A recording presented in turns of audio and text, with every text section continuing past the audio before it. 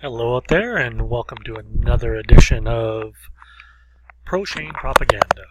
Ages of Empires 2 Conquerors games, where I am the hero. If I lose, you don't get to see it. When I do good, you do. Okay, so what do we got here? We got 3 versus 3 in Nomad. That means we got to build our town center first, and I usually just build my town center without much regard for anything around, and I kind of just take a chance on there being enough food, especially with all the water along the edge of the map. So I found a couple sheep, saw a gold pile, score.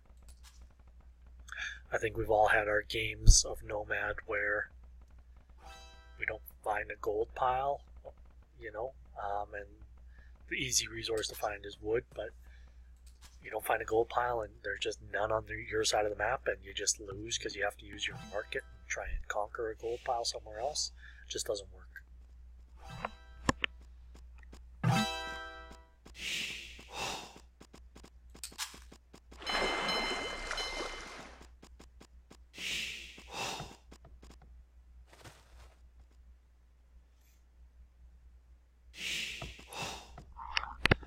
So I start with some fishing ambitions. I am the Burmese, which is a new civ to me. I've been playing since 1997, so these guys have only been around I don't know how long, but they're definitely not an original civ.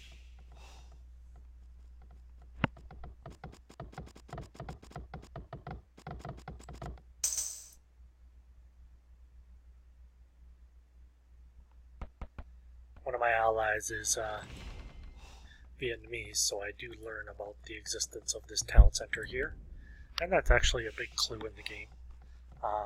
Knowing where the town centers were, it helped me organize my attack. I decided the wall there, and I go for a fairly lengthy, well, I guess that's not that bad. You have to turn a corner and go around the building, but a little bit of a boar lure. Okay.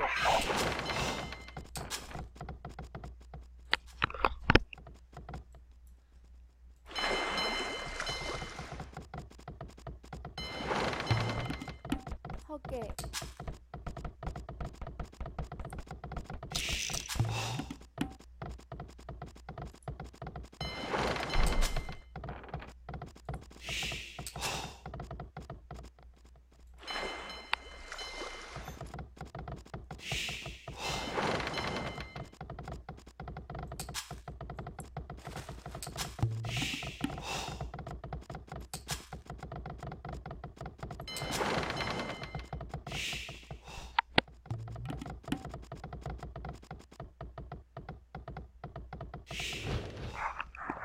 Just making my building there so I can go up to feudal age. Losing on score, it's not a huge lead by difference, but by percentage. They look to be about 15% ahead of us. No, maybe even 20% ahead of us. They got a good lead. Things can change really quickly, but and red appears to be the weak point. So what's red doing?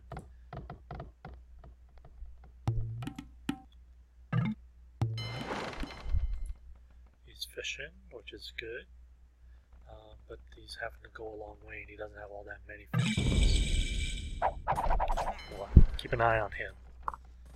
He's up against purple, so purple's got him outscored by 300.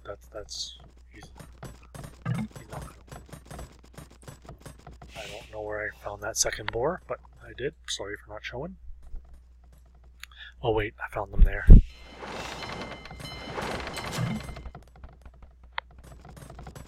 Okay.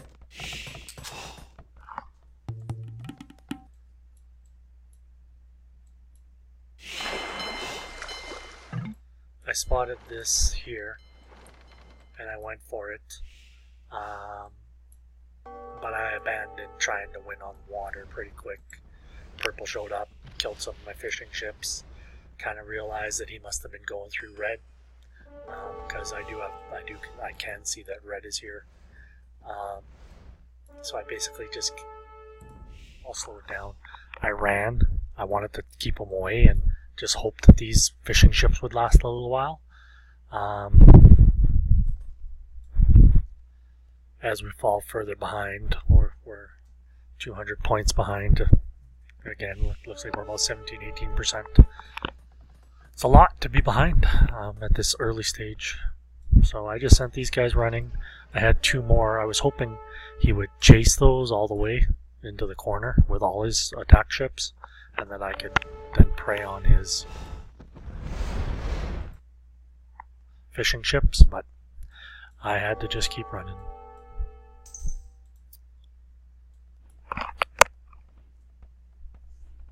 So I'm able to get up the castle, and look at how much food I have going into castle. I've already gone up, so I got a ton of food. I abandoned all hopes on water.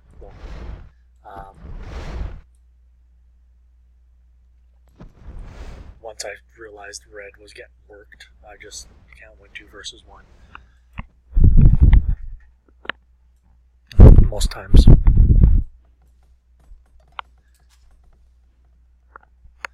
So my population is 45. I'm aware that green is right there. That's a Vietnamese bonus. I'm also aware that they've gone heavy onto water, and that can be a mistake in Nomad. You do have to win if you see a guy's invested a lot in fishing. You do have to go for it, but those fishing ships only shoot so far onto the land. So if you don't have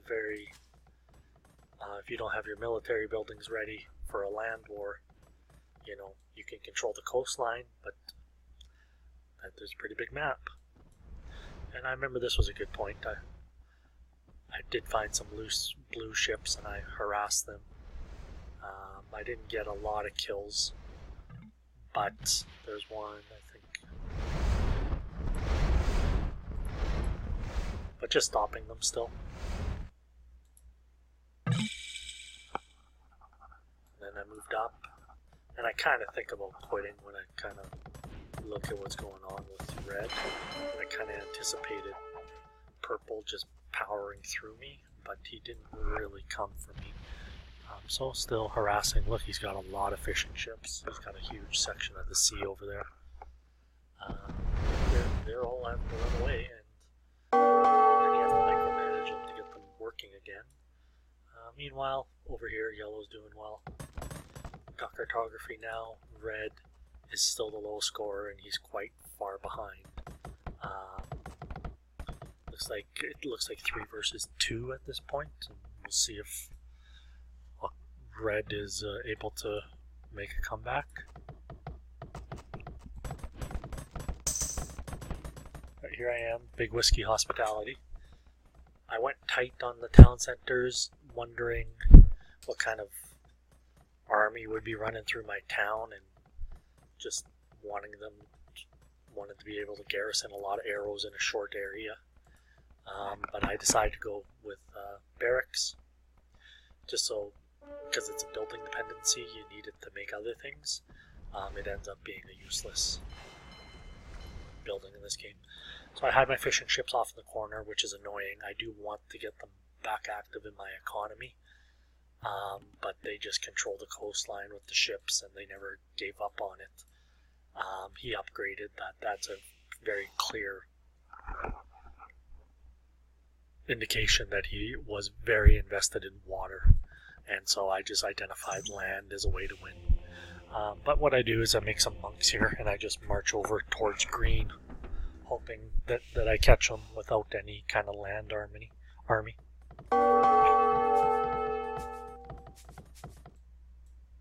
It's kind of annoying when you got fishing ships that can't fish because you have no dock. They can't.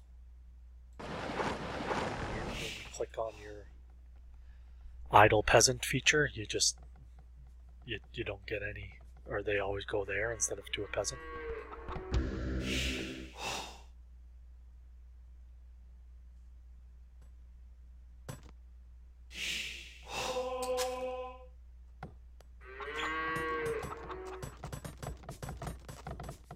So at this point I feel a lot of pressure to get over towards green.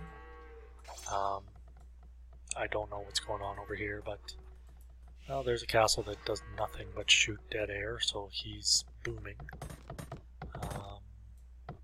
And he sends some, what are these things? Those Karambit warriors that so cheap and so weak, but you can get so many of them. Like, look, they got 30 hit points.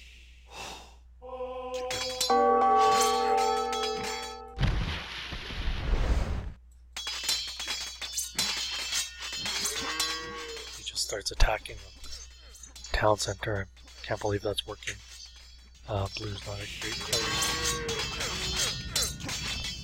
That will follow my front.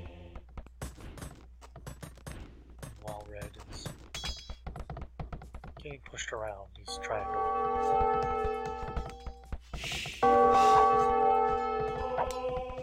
wall. I guess that's going to be a nuisance there. He's trying to wall his tower so that it doesn't get attacked. It's good that he's harassing purple. That prevents purple from being able just to have the freedom to just march into my base. Kind of don't know what I'm getting into, so I want to build some outposts. Research town watch. That was smart. Outposts, they're so cheap. They can bleed you, I guess, but they see a long ways. Okay, so now I saw everything.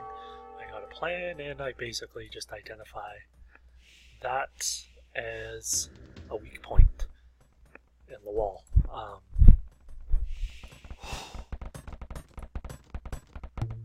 I kind of want to I was tempted to put a castle right there, but I don't get enough arrow penetration from it. So I bring in my monks, which we all know will convert the enemy. I think that's got to be a reference to wars being fought over religion back in the medieval times, where if a monk is preaching at you, you join the other guy's army. Do you know what I mean?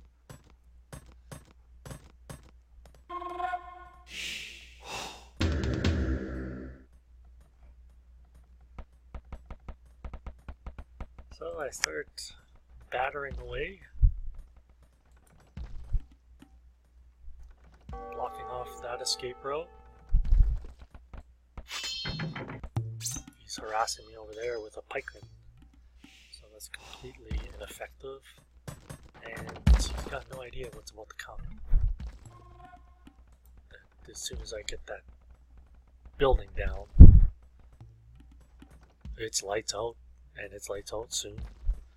He's beating me on score, but we can take a look again.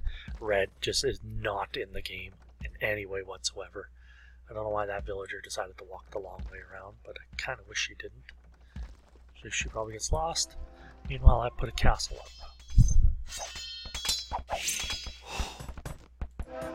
And he panics and does what a lot of panickers do, and that's try to counteract with an arrow. Or pardon me, with a tower. But it's already over 25% of the way up. And then he realizes he's got to do something. He builds that.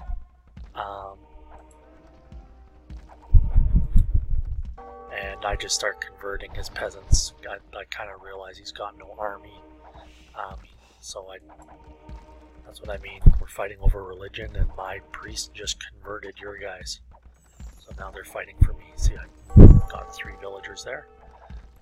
Completely ineffective. No hope whatsoever against that castle. I got it +2, so I got the extra attack range. Just completely destroyed. All his villagers are just getting shot by the tower fire, or by the fire. And there's that villager that went the long way for some reason. That's just, I guess, the logic of the computers. No space. I was really worried about this killing all my battering rams.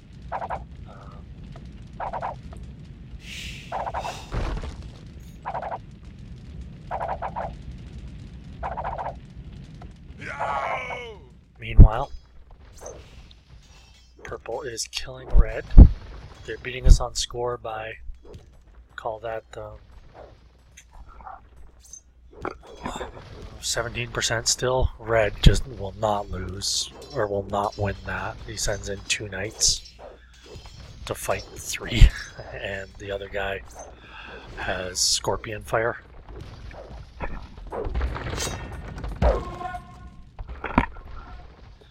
Meanwhile, Teal is a bit of a player. Keeps making those cheap things. That's how not to fight. Gotta be careful with your mangonels. They shoot at a building while you're attacking it. But I get my second castle up, and meanwhile I'm producing military units out of my first castle, the air allies.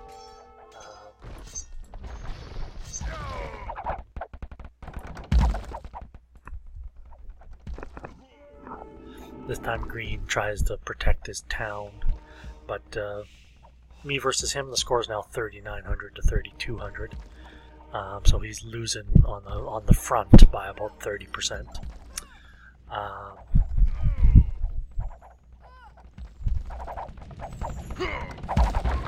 I just started mowing down his villagers as they just try to invest everything in that castle. Look at the score now. I'm up to 4,200. He's still lower than he was a minute ago.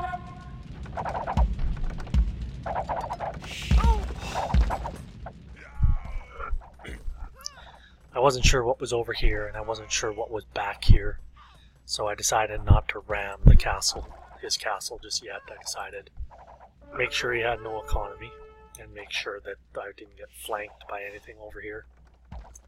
A flank is when you get hit by this on the side. Like if you're going this way up, and then an army comes this way, it's very, very, very bad. Getting flanked means your army's out of formation. You want to flank him. If you get flanked, it means you've got all your forward units one way, and you get hit by the side, and you're just out of position. Like if you saw Lord of the Rings, where the final one, the Return of the King, those movies from earlier in the century, when those horses charge, that's a flank. They got the orcs and everything, they're charging forward, and then there's a scene where the general guy for the orcs realizes he's about to get flanked, and has to rearrange his army. And once you have to rearrange your army, you're doing it haphazardly, you're going to lose. So I had to worry about the flank, basically. Tunnel vision for what's going on here. We are still losing, but only by 10%. I can't imp. I've invested my army. I'm not able to go imp. I'm overly invested in trees. That's really bad. Like if you look at my resources, I've had such tunnel vision for managing my army that I haven't laid down any farms. But on the other hand, Green is dying, so there's something to be said about micromanaging your army. But really, I got to take all these guys and turn it into farms if I want to beat Purple, who has a good score, and Blue is still outmatching Teal in terms of score. Meanwhile, Red is just walking backwards. He's fighting with villagers against battering rams.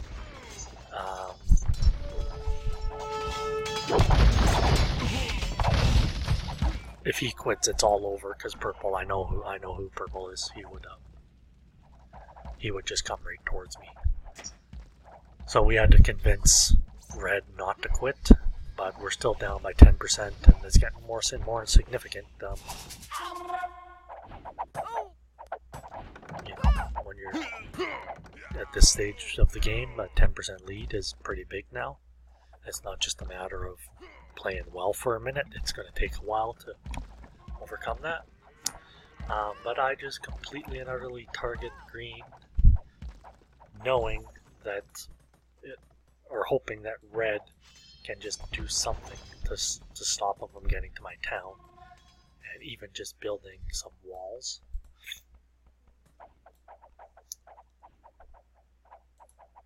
I thought there were relics in there. When the monastery, it's got the flag up.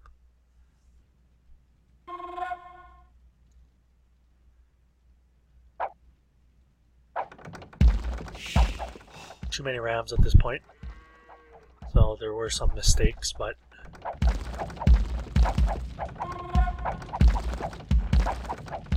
the score is, I noticed the score getting close at this point.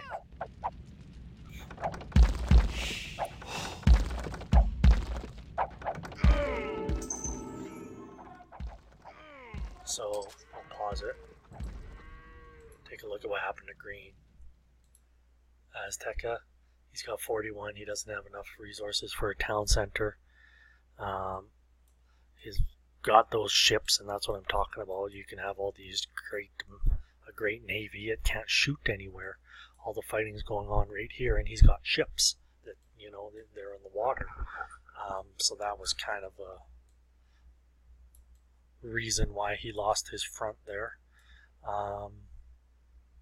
Look economically, he's got 7 villagers and 13 fishing ships. So I did a number on him. He doesn't even have cartography, and this is expansions. Cartography's free. I mean, you do have to make a market, but that's not a big deal.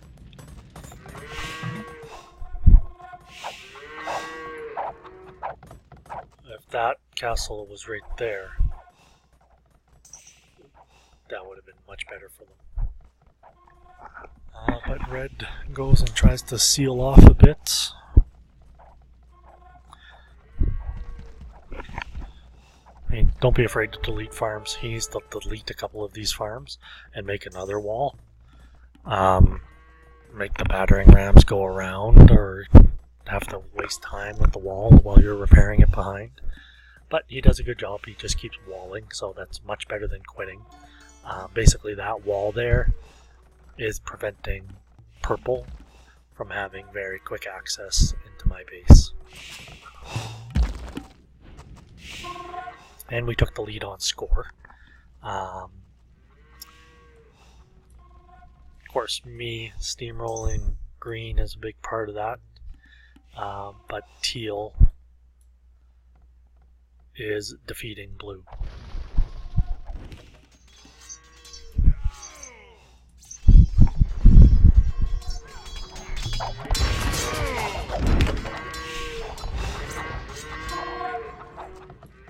And I hit the Imperial Age.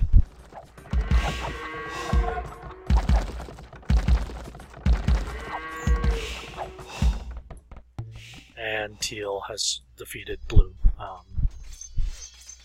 In terms of the front component, it's obviously 3 versus 3 and dynamic, but he's overpowered with these cheap units. It's just death by a million paper cuts to those guys.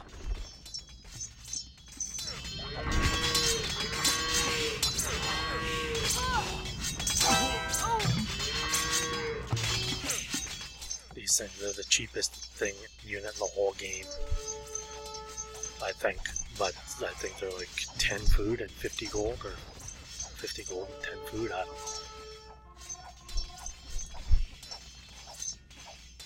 But the game just swung totally in our favor in the last 10 minutes here. And I got these things fully upgraded with the building attack. So they're going to just mow down all these buildings so quick, and the other team is going to have to resign.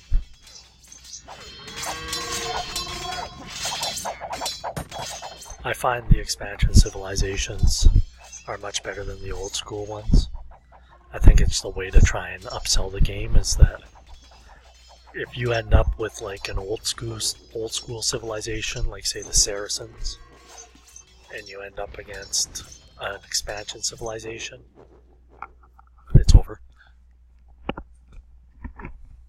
You're gonna lose a lot of times. You need to get the expansions, which I'll probably get in a couple weeks here. But that was a victory. And the pro-Shane propaganda aspect, Teal did do well. If you look at that, he boomed. All they had to do was possibly just take those warships right there and right there, and it's hard to imagine Teal doing all the damage he did.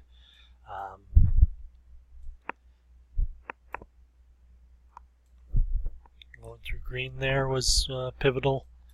Red not quitting. He didn't play well. I could tell he wasn't playing well right from the start. And I think if you read the chat comments, you might some frustration with him was palpable from me. But he didn't quit. And basically him not quitting and just building that wall allowed me to upgrade my guys instead of just going in with a haphazard army. But Teal definitely ended the game by taking out blue. So we won 2 of 3 fronts basically. We lost this front here. We lost the water, I guess, but basically purple defeated red, I defeated green, Teal defeated blue, and the balance of that all is me and Teal will now defeat purple. But they resigned before that. Alright, I hope you enjoyed. We'll take a quick look at the stats.